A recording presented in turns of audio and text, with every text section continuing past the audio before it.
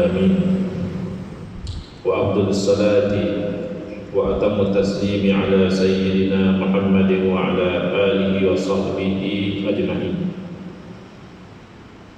رب اشرح لي صدري ويسر لي أمري واحلل عقدة من لساني يفقه قولي. سبحانك لا علم لنا إلا ما علمتنا إنك أنت العليم الحكيم. اللهم أخرجنا من ظلمات الوهم وأكرمنا بنور الفهم وافتح علينا بمعرفة العلم وسهل أخلاقنا بالحلم واجعلنا ممن يستمعون القول ويتبعون أحسنه. اللهم آت نفوسنا تقواها وزكها أنت خير من زكاها أنت وليها ومولاها. اللهم أرنا الحق حقا وارزقنا اتباعه وأرنا الباطل باطلا وارزقنا اجتنابه. اللهم انفعنا بما علمتنا وعلمنا ما ينفعنا وزدنا علما وهدى. أما بعد، قال الشيخ المؤلف الإمام حجة الإسلام أبو حامد محمد بن محمد الغزالي الطوسي رحمه الله تعالى ونفعنا به وبعلومه في الدارين آمين. وأما الخصلة الثانية التي توجب تقديم العلم فهي أن العلم النافع يثمر خشية الله تعالى ومهابته. Alhamdulillah, muslimin, muslimat, hadirin hadirat yang saya hormati, moga-moga kita semua dirahmati dan diberkati oleh Allah Subhanahu wa taala, dan moga-moga kita semua dikurniakan oleh Allah Subhanahu wa taala kefahaman yang baik di dalam urusan agama dan keikhlasan yang menyeluruh di dalam menuju kepada ridha Allah Subhanahu wa taala. Malam ini insyaAllah kita akan sambung pengajian kuliah maghrib bulanan hari Ahad yang pertama. Anjuran Masjid Bukit Indah Ampang menggunakan kitab Minhajul Abidin, Jalan Para Abid, Tata Cara Ahli-Ahli Ibadah, hasil tangan Al-Imam Al-Ghazali rahimahullah ta'ala. Kita masih lagi dengan Aqabah yang pertama. Imam Ghazali rahimahullah ta'ala menerangkan 7 Aqabah, 7 dakian yang perlu direntasi dengan jaya untuk seseorang itu menjadi ahli ibadah. Maka al-aqbatul ula, dakian yang pertama adalah aqabatul ilmi, dakian ilmu. Dan dalam kuliah yang lalu Al-Imam Al-Ghazali rahimahullah ta'ala telah menerangkan bahawa ilmu dan amal merupakan 2 permata yang sangat berharga. Bahkan kerana ilmu dan amal lah diciptakan langit dan bumi, dan segala yang ada antara langit dan bumi adalah kerana ilmu dan amal. Kedua-duanya adalah berharga. Tetapi Imam Ghazali rahimahullah ta'ala menerangkan bahawa walaupun kedua-duanya merupakan permata yang berharga, tetapi perlu didahulukan ilmu berbanding dengan amal. Soalannya kenapa? Kenapa perlu didahulukan ilmu sedangkan dua-duanya itu penting? Maka Imam Ghazali rahimahullah ta'ala menerangkan kerana 2 sebab. Jadi sebab yang pertama dah selesai kita uraikan, iaitu supaya amal itu sendiri terhasil dan amal itu sendiri selamat daripada jadi rosak. Ilmu dan amal penting, tapi kalau amal tanpa ilmu boleh jadi tidak sah di sisi agama. Kalau orang tu solat, dia ada sepertinya dia takbir, dia ada rokok sujud, tapi tanpa ilmu dia melakukan perbuatan solat itu tidak sah, maka tidak terhasil pun, ataupun masih sah tapi banyak cacat celah, tak selamat makruh di sana, kurang pahala di sini, hilang pahala jemaah. Lepas solat dah cantik elok, melintas pula depan orang sembahyang, dah buat dosa lain dan sebagainya.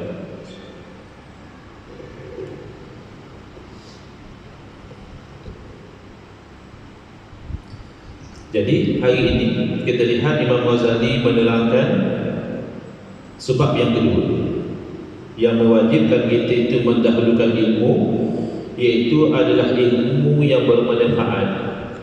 Ia akan membuahkan perasaan takut kepada Allah SWT dan perasaan gerun kepada Allah. Kita bimbang sekali kalau kita ada banyak ilmu tapi tidak membawa manfaat. Macam mana kita nak tahu? Kita tak ada rasa takut kepada Allah. Ilmu agama yang kita belajar, tauhidnya, fiqhnya, tasawufnya, bahkan membawa kita itu semakin merasa hebat, merasa kita inilah yang alim, kita inilah yang mampu mendebati orang-orang lain, kita itulah yang mampu berhujah dan mengalahkan orang lain. Tapi hati kecil kita tidak ada rasa takut bimbang bahawa Allah murka kepada kita, tidak rasa takut bimbang bahawa satu masa kita berjumpa dengan Allah Ta'ala dalam keadaan kita itu akan diazab oleh Allah Ta'ala. Rasa macam itu hanya kan rasa kita itu nak menunjukkan kepada orang, saya ni alim, saya mengaji kitab ni, saya belajar dengan guru ni, saya hafal nama ulama ni, saya hafal sekian hadis, saya hafal sekian ayat. Khasyah di mana? Takut kepada Allah di mana? Maka itulah Nabi SAW sendiri baginda memohon lindung, ya, Allahumma inni a'udzu bika min ilmin la yanfa'.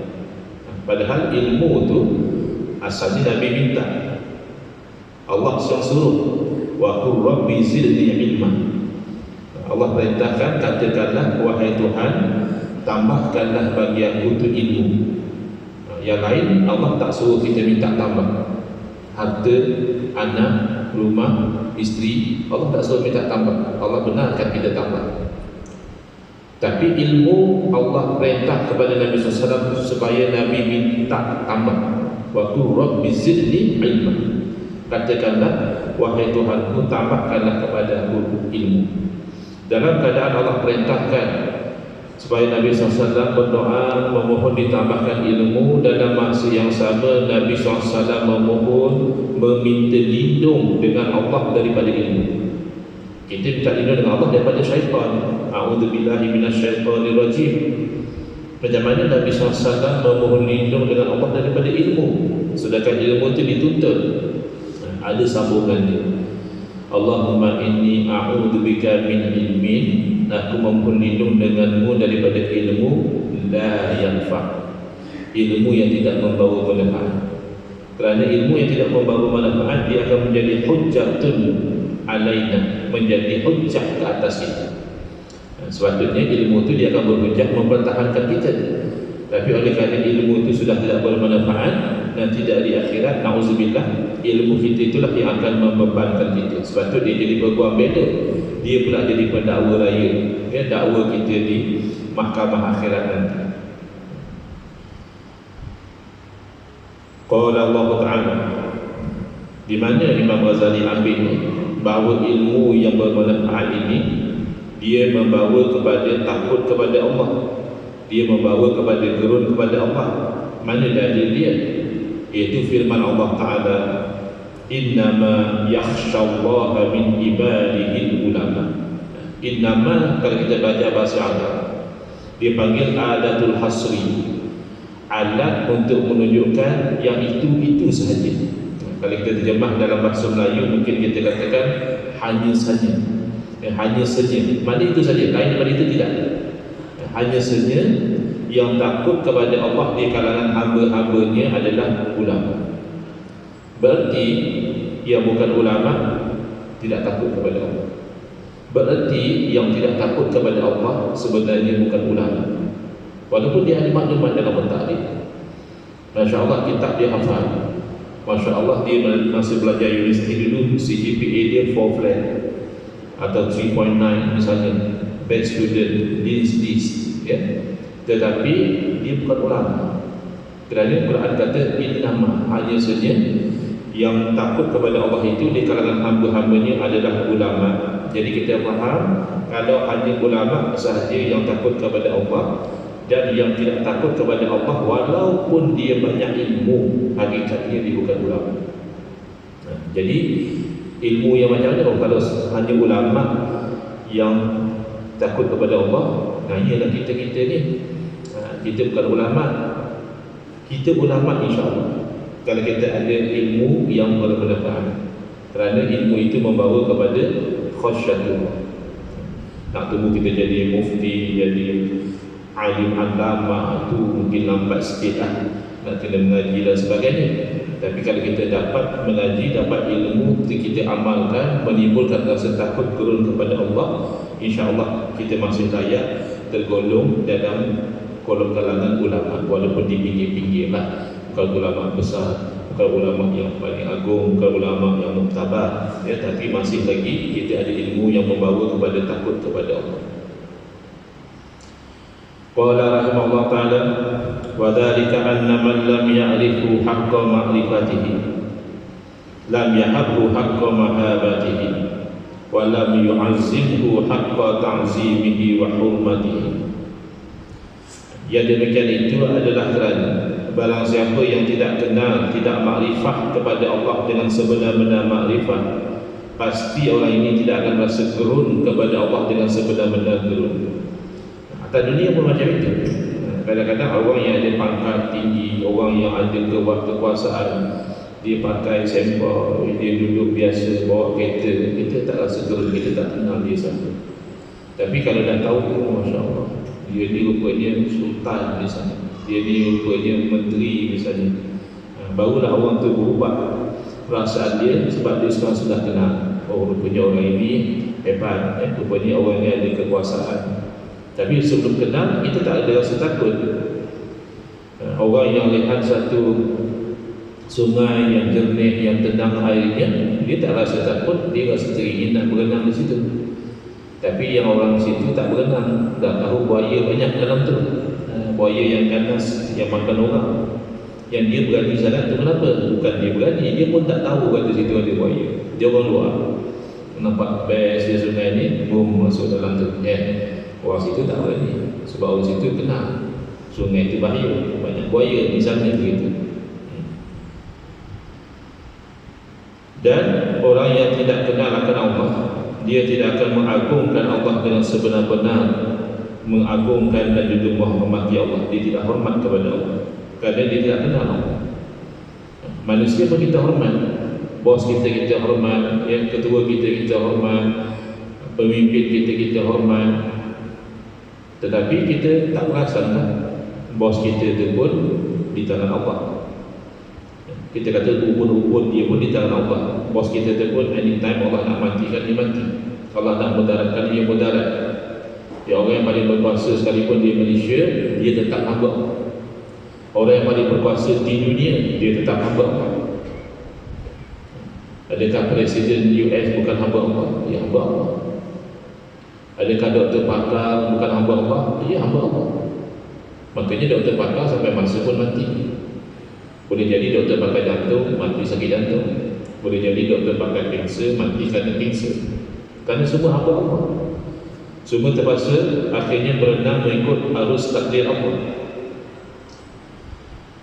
Fabil ilmi ya'rifuhu wa yu'azzimuhu wa yuhabuhu wa yahabuhu. Dan dengan ilmulah seorang hamba itu kenal akan Allah dan mengagungkan Allah dan gerun akan Allah Subhanahu wa taala. Fasara ilmu yusbiru ta'ati kullaha wa yahjuzu 'anil ma'siyati kulliha bi taufiqih. Maka jadilah ilmu sesuatu yang membuahkan ketaatan ke semua sekali. Orang tu nak taat, dia kena tahu dulu bahawa dia taat kepada siapa, kenapa dia perlu taat, nak taat macam mana, nak sempurnakan ketaatan macam mana, dia kena tahu. Dan dengan ilmu jugalah dia akan menghalang dia pada maksiat kesemuanya dengan taufik daripada Allah Ta'ala. Kalau tak ada taufik, ada ilmu tidak membawa kepada amal, tidak membawa kepada taat. Walaysa wara'a hadaini maqsidun lil 'abdi fi ibadatillah subhanahu wa ta'ala. Maka tak adalah selain daripada dua ni, iaitu nak buat taat dan jauhi maksiat, tidak adalah tujuan lain. Bagi seorang hamba yang nak beribadah itu dua ni. Kalau boleh buat taat, kalau boleh jauh maksiat, syukur saja. Kadang-kadang kita buat taat tapi maksiat pun kita buat juga. Sebab kita ada nafsu, kita kalah dengan nafsu. Ada juga yang sudah dah buat maksiat, taat pun tak mau buat, bagi pahala. Tapi kalau dapat dua-dua sekali, buat taat dan jauhi maksiat, inilah tujuan yang nak dicapai. Fa'alaika bil ilmi arsyadakallah. Amin. Maka wajiblah kamu itu menuntut ilmu, kata Imam Ghazali. Moga-moga Allah memberi bimbingan kepada kamu. Allah yang jadi mursyid kepada kita, yang membimbing kita ke arah ridha Dia. Ya salika tariqil akhirati awwala kulli syai'. Wahai orang yang berjalan jalan akhirat, inilah yang mula-mula sekali, ilmu. Kita kadang-kadang bila kita berubah ke arah agama, kita politik dulu. Bila kita berubah ke arah agama, kita ceramah dulu. Kita berubah ke arah agama, kita buat benda-benda lain dahulu. Kita pegang tasbih dahulu, kita pakai jubah dahulu, kita lilit serban dahulu. Ia bukan salah. Salahnya sebab kita tinggalkan ilmu. Padahal kata Imam Ghazali rahimahullah ta'ala, kalau kamu benar orang yang berjalan jalan akhirat, ilmu tu yang nombor satu. Wallahu waliyut taufiqi bi fadlihi wa rahmatihi. Allah lah yang memberi taufik dengan kurniaan dan rahmatnya. Qala rahimahullah ta'ala, wa la'allaka an taqula qad warada al-khabaru an sahibi syar'i salawatullahi wa salamuhu alaihi annahu qala talabul ilmi fariidatun ala kulli muslimin famal ilmu alladhi talabuhu fardun lazimun wa mal haddul ladzi la budda lil 'abdi min tahsilihi fi amri ibadati. Kata Imam Ghazali rahimahullah ta'ala, boleh jadilah kamu nak bertanya bila dengar tentang ilmu ni, boleh jadi ada orang dia ada soalan. Apa dia?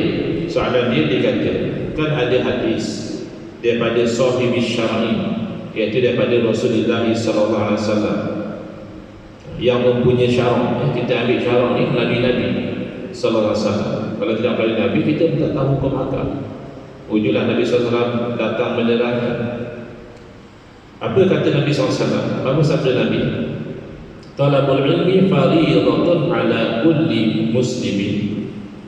Menuntut ilmu merupakan kefarduan di atas setiap orang Islam. Bukan kata orang yang bekerja jawatan mufti saja kena tuntut ilmu, orang yang nak jadi ustaz saja kena tuntut ilmu. Bukan. Engineer, doktor, ahli politik, siapa sajalah kerani, asalkan dia orang Islam, menuntut ilmu itu adalah satu kefarduan. Jadi orang tertanya-tanya, banyaklah kita macam tu, jenuhlah. Saya bukan bidang agama, Ustaz. Saya bukan nak jadi ustaz, nak mengajar orang, hanya nak amal untuk diri sendiri je kot. Sampai jadi fardu, jenuhlah saya, berdosa kalau saya tak belajar.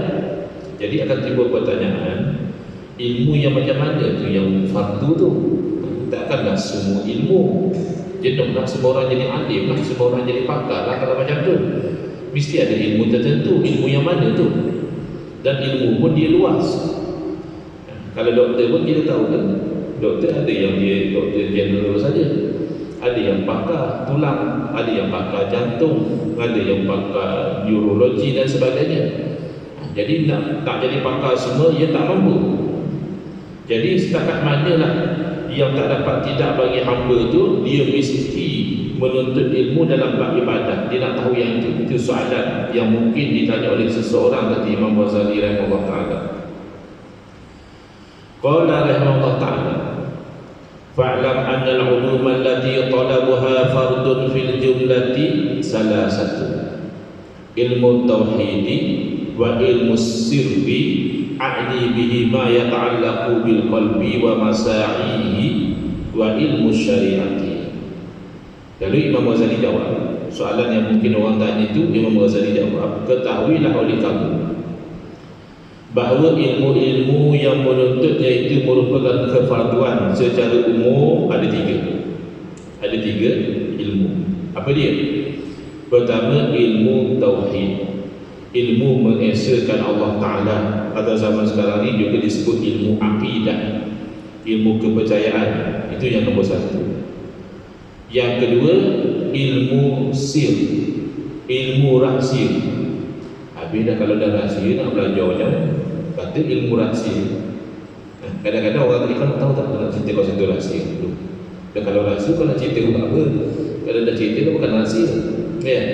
Tak, maksudnya kata Imam Ghazali, yang saya maksudkan dengan ilmu sir ini adalah sesuatu yang bergantung dengan hati.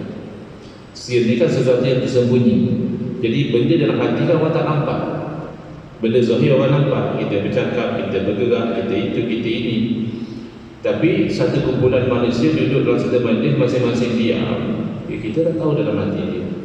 Dia ni mungkin sedang buat ibadah hati, sedang syukur. Dia ni sedang sabar dengan musibah dia. Dia diam, dia tak cakap apa pun. Yang seorang lagi mungkin sedang buat dosa, kerana dia sedang rasa takabur, mungkin dia sedang rasa hasad, dengki, ya, masing-masing dia. Jadi itu maksudnya sir, benda dalam hati kita tak tahu. Tapi ada ilmu bincang tentang hati dan tentang pekerjaan hati. Hati dia ada kerja, dia ada dosa, dia ada pahala. Wa ilmu syariati, dan yang ketiga adalah ilmu syariat, iaitu ilmu amalan zahir, ilmu halal haram, iaitu namanya ilmu fiqh. Jadi Imam Ghazali terangkan yang fardu yang mesti setiap orang kena tahu secara umumnya ada tiga, iaitu ilmu tauhid, ilmu akidah, yang kedua ilmu fiqh, ilmu hukum hakam, halal haram, dan yang ketiga adalah ilmu dikenali ilmu tasawuf, ilmu tentang hati. Qala rahimahullah ta'ala wa amma haddu ma yajibu min kulli wahidin minha falladhi yata'ayyanu farduhu min ilmi tauhid miqdaru ma ta'rifu bihi usul ad-din wa huwa anna laka ilahan aliman qadiran muridan hayyan mutakalliman sami'an basiran wahidan la syarika lah.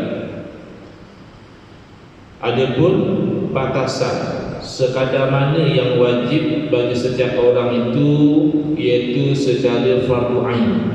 Maknanya ada ilmu yang setiap orang mesti tahu.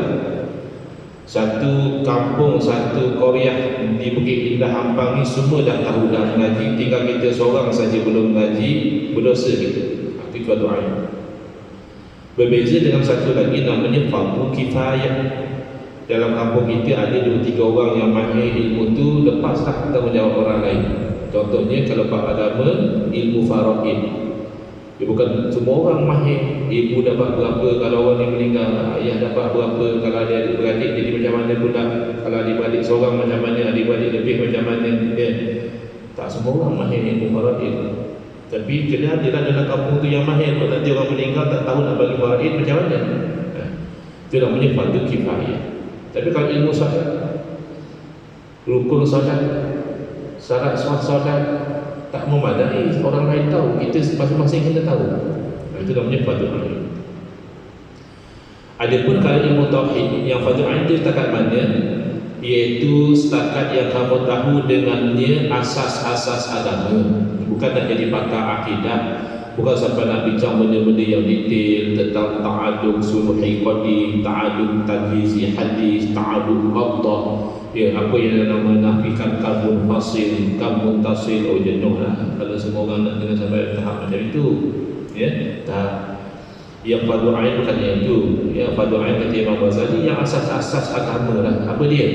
Bahawa kamu tahu bahawa kamu ada Tuhan. Janganlah sampai tak tahu kita ada Tuhan. Itu kan jadi macam etis pula. Dia kata mana ada Tuhan, tak pernah nampak pun, tak pernah dengar pun Tuhan cakap, tak pernah pun pegang sentuh Tuhan. Mana ada Tuhan. Jangan sampai macam itu. Paling-paling tidak tahu kata kamu tak ada Tuhan. Tuhan macam mana? Yang aliman, yang maha mengetahui. Lagi qadiran, yang maha berkuasa. Lagi muridan, yang maha berkehendak. Lagi hayyan, yang maha hidup. Lagi mutakalliman, yang maha berkata-kata. Sami'an, maha mendengar. Basiran, maha melihat. Wahidan, esa, la syarika, tidak ada sekutu bagi.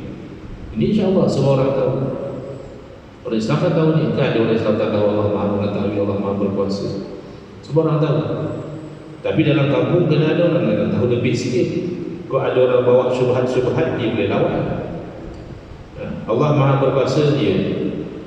Kalau Allah maha berkuasa, berarti Allah berkuasa lah menempatkan dirinya di mana-mana. Allah berkuasa lah masuk dalam diri satu orang. Jadi Tuhan duduk dalam diri dia. Allah berkuasa lah melahirkan anak.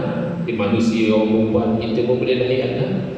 Makhluk yang lemah yang namanya perempuan boleh lahir anak. Takkan Allah yang maha berkuasa tak boleh lahir anak? Ada orang bawa syubhat macam itu.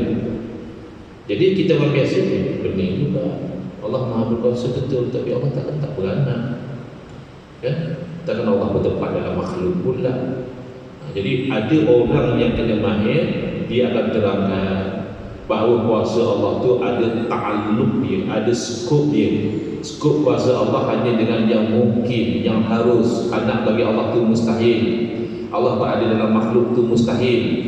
Maka menetapkan sesuatu pada Allah yang mustahil itu luar daripada skop perbicaraan kudrah. Kudrah ini adalah yang mungkin, walaupun dari segi adat tak biasa. Tapi dari segi kuasa Allah boleh jadi. Orang yang dah tua, suami dah 95 misalnya umur, ya. Isteri dah 90 umur, isteri pun dah 20 tahun menopause, ya. Boleh tak dalam keadaan umur mereka macam itu dapat baby, isteri pregnant? Mustahil, Ustaz. Ya, mustahil adat. Kebiasaannya mustahil. Tapi dari segi kuasa Allah harus. Jangan kata nak mencipta manusia daripada sepasang suami isteri yang tua. Mencipta manusia dari seorang wanita tanpa bapa berlaku pada Nabi Isa AS. Bahkan mencipta seorang manusia tanpa bapa dan ibu berlaku pada Nabi Adam AS. Jadi benda ni jarang. Berapa orang yang tak ada bapa dan ibu? Seorang saja. Berapa orang yang tak ada bapa? Seorang saja. Jadi benda tu menyalahi kebiasaan, tapi masih dalam kudrah Allah.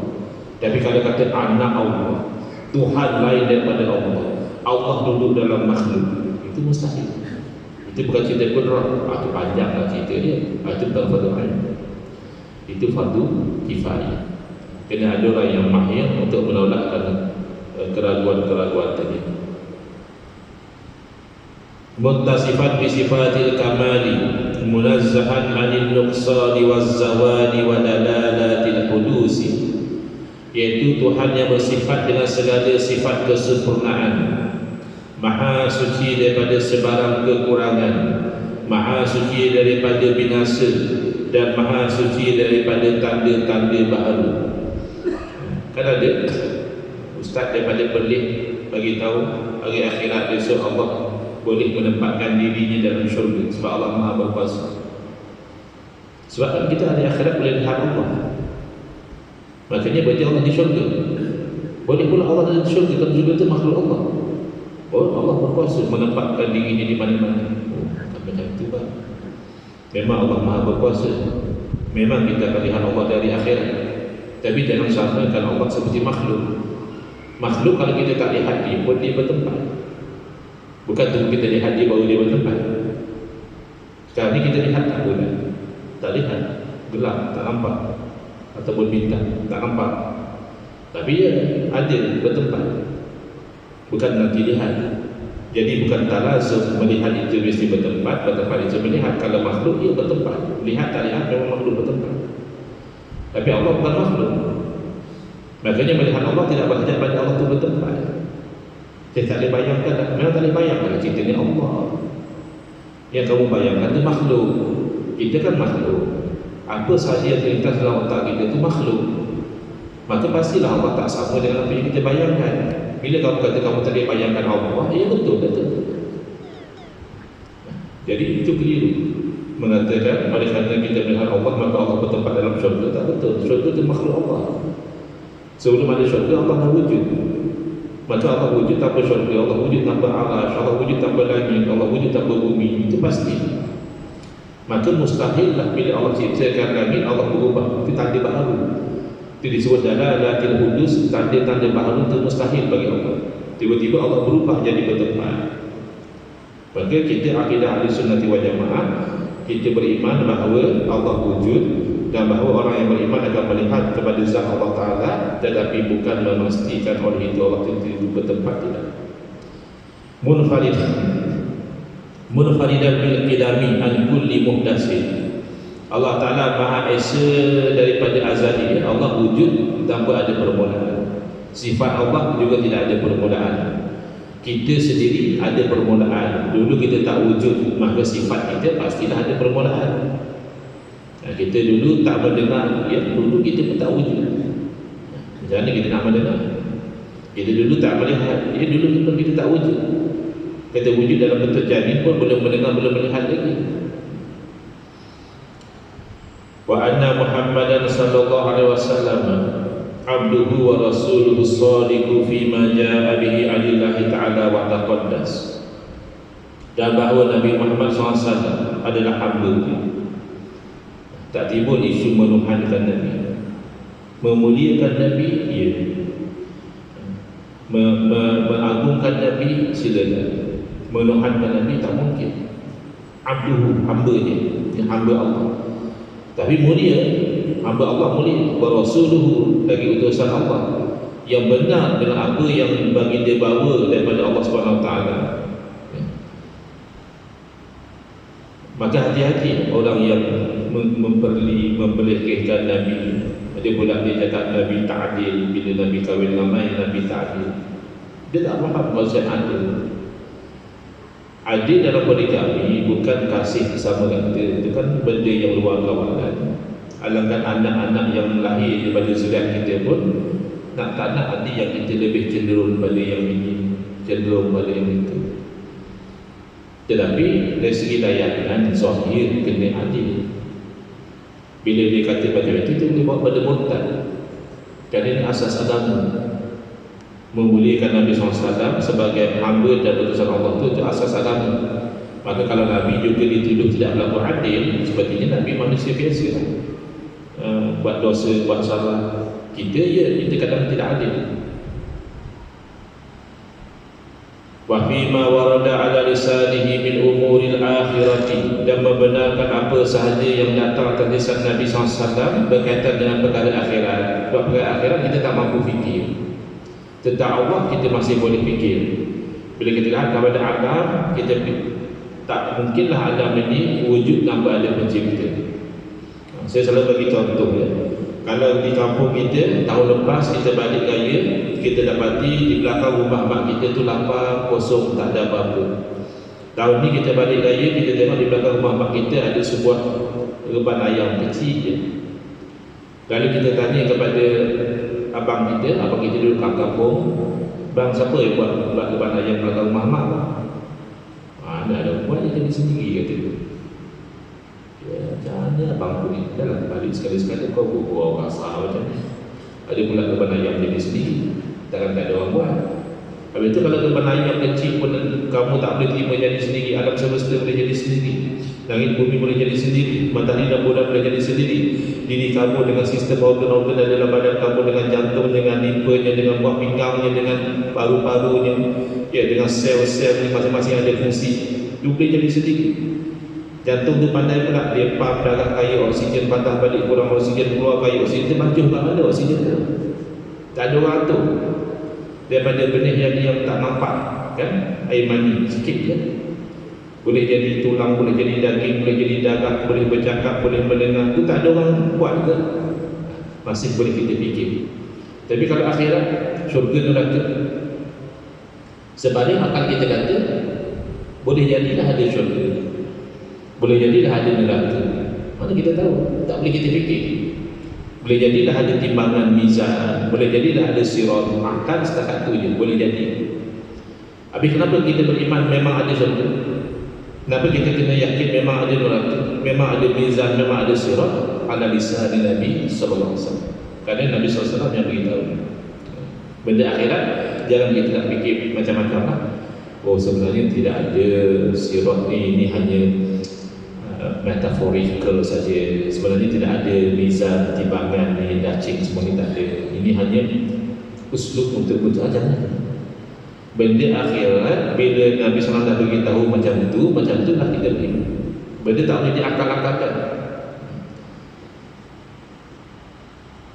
Summa masailu fi sya'airi sunnati tajibu ma'rifatuha. Kemudian perkara-perkara yang menjadi syiar kepada sunnah yang wajib kamu tahu akan dia. Wa iyyaka an tabtadi'a fi dinillahi subhanahu wa ta'ala ma lam ya'ti bihi kitabun wala atharun fatakunu ma'allahi subhanahu ala a'zami khatarin. Dan jauhilah kamu, awaslah kamu bahawa kamu itu membuat perkara bid'ah, mereka-reka bid'ah dalam agama Allah yang tidak datang dalil dalam Quran ataupun dalam asar, yakni dalam hadis ataupun dalam riwayat pada sahabat.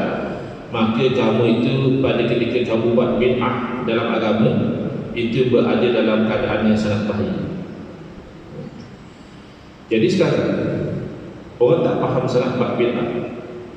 Orang ingat bid'ah ni baca doa ramai-ramai pas sembahyang. Bid'ah kata Nabi tak buat. Apa lagi bid'ah tu selawat selang-selang tarawih, tu Nabi tak buat. Apa lagi bid'ah tu buat tahlil arwah, tu Nabi tak buat. Maka kecoh. Melarang ni bid'ah sesat, nanti masuk ke neraka. Bukan itu. Bid'ah adalah perkara baharu yang bercanggah dengan sunnah, yang bercanggah dengan ajaran Nabi sallallahu alaihi wasallam. Salah satu bid'ah yang sayyi'ah dhalalah adalah menyesatkan sesuatu amalan semata-mata kerana baharu. Kenapa? Kerana sunnah Nabi tidak demikian. Nabi SAW bila sahabat buat benda baru, Nabi tak terus larang. Nabi hanya larang kalau perkara baru itu bercanggah dengan syarak. Saya bawa satu contoh dalam bab solat. Imam di Masjid Quba dia buat satu benda baru dalam solat. Apa dia? Dia mengkaji membaca suratul Ikhlas pada setiap rakaat. Dia baca Fatihah, selesai Fatihah dia baca Qul huwallahu ahad, habis Qul huwallahu ahad dia baca misalnya contoh Wadduha. Habis Wadduha dia rukuk. Rakaat kedua Fatihah, Qul huwallahu lagi sekali, katakan dia baca Alam Nashrah, dia rukuk. Nabi SAW tak buat. Dan Nabi SAW tak pernah pun suruh buat macam itu, baca Qul huwallahu setiap rakaat tak ada.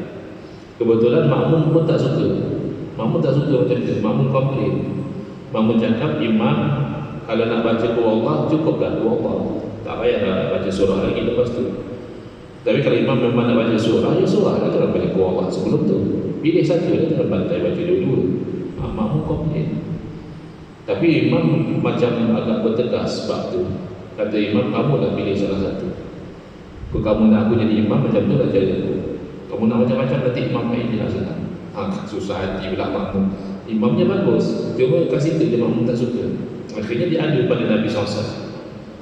Kalau dah betul sesuatu perkara yang baharu itu otomatik haram, maka sebagai seorang rasul yang bersifat tabligh, Nabi kena panggil imam itu dan larang. Imam, apa saja perkara baharu dalam urusan-urusan ibadah ni otomatik haram, jangan buat. Tidak. Nabi panggil imam tersebut, Nabi tanya, kenapa imam tidak mau ikut jalanan daripada jemaah? Maka jawab imam itu, inni uhibbuha ya Rasulullah. Sesungguhnya saya itu kasih kepada suratul Ikhlas wahai Rasulullah. Kasih kepada ayat Quran. Adakah bercakap dengan ajaran Nabi? Bahkan selagi kasih kepada kalam Allah. Mengulangi membaca surah yang sama. Rakaat pertama surah itu, rakaat kedua juga surah yang sama. Ada tak larangan daripada Nabi SAW? Nabi tak bagi baca surah yang sama? Tak ada. Makanya perbuatan imam tadi walaupun baharu, Nabi tak buat, Nabi tak suruh, tetapi perbuatan itu tidak ada larangan, tidak bercanggah dengan syarak. Dan dorongan melakukan juga tidak bercanggah dengan syarak, hanya kerana kasih kepada suratul Ikhlas. Dan siapa yang faham betul-betul suratul Ikhlas, itu kan surah tauhid. Daripada awal hingga akhir ayat itu kita tentang Allah. Maka orang tu kasih. Maka apa kata Nabi SAW? Hubbuka iyyaha adkhalakal jannah. Kasih kamu pada suatu ikhlas itulah nanti memasukkan kamu ke dalam syurga. Itu orang Melayu pandang lekeh kan, Allah ya, Allah itu kan memasukkan sahabat Nabi dalam syurga. Jangan pandang komen Allah. Tak dikatakanlah nilai Allah itu seumpama 1/3 Quran. Baik. Jadi kena fahamlah bab bid'ah ni dia ada perbincangan dia. Besok insya-Allah saya ada kuliah duha di Kuala Selangor, mereka minta bincang isu bid'ah ni. Kalau tak faham, kita sangka kita penentang bid'ah, tiba-tiba kita yang membuat bid'ah. Dia berjalan dengan ajaran Nabi sallallahu alaihi wasallam.